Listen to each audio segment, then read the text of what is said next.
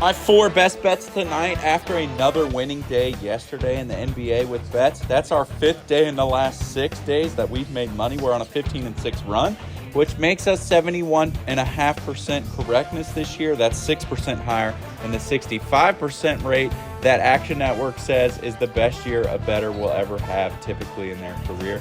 That's right, we went 3-1 yesterday, including a 2-unit hit and ladder day 1. But on to my 4 bets today. And how could we not bet this man and his team? The 76ers, minus 4.5 at the Indiana Pacers. That's minus 120 on Fanduel and ESPNBet, because these are two good teams going in opposite directions.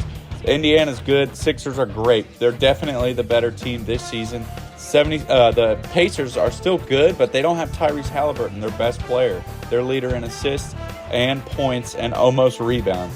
He's so good, but he's not playing, and that's been a problem for them as they are 1-6 in their last 7 games, and playing at home hasn't made a single difference for them. Philly, on the other hand, has won 6 straight games, and in my opinion, is the second hottest team in the NBA, right behind the Phoenix Suns, who made us some good money the last 2 out of 3 nights. Top it off with Embiid at the peak of his powers, and give me the 76ers to cover as the away team, a role that they've done very well in all season. Moving on to the Knicks and Donte DiVincenzo over 11.5 points, minus 130 on ESPNBet. The Italian's averaging 14 points per game in his last 10. He's covered this line in 6 out of his last 7 games. He's been playing well above expectations recently, and I've been watching these past few games. He's playing very well. These are not flukes. That's good news for the Knicks since they have a very difficult task of taking on the Nuggets. At home tonight should be a good game, but DiVincenzo should give them a little extra boost tonight and keep this one very close. That's a pass, by the way. On to my third of 4 bets. This is my favorite one tonight.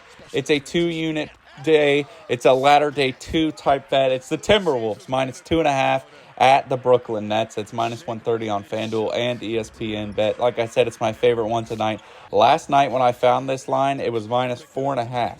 So I've been looking around. Why did this shrink to 2.5? I checked the injury report, and there's nothing on there that would lead to this. This line should not have shrank to this. I would have taken it at 4.5 and noticed it moved anyway. And the Nets are an awful 2-11 in their last 13 games. They are 4-16 in the last 20 games and have only covered the spread once in the last 8 games. The Timberwolves, on the other hand, are number 1 in their division. They're number 2 in the league, and they have a very strong 31 wins, 13 losses overall record.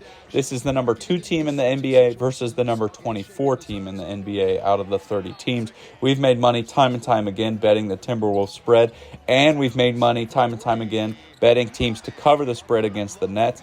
It makes sense that we would take this and make it a 2-unit and a ladder day 2. Makes me a little sad to bet against a player like Nikola and his team to fail time and time again this year.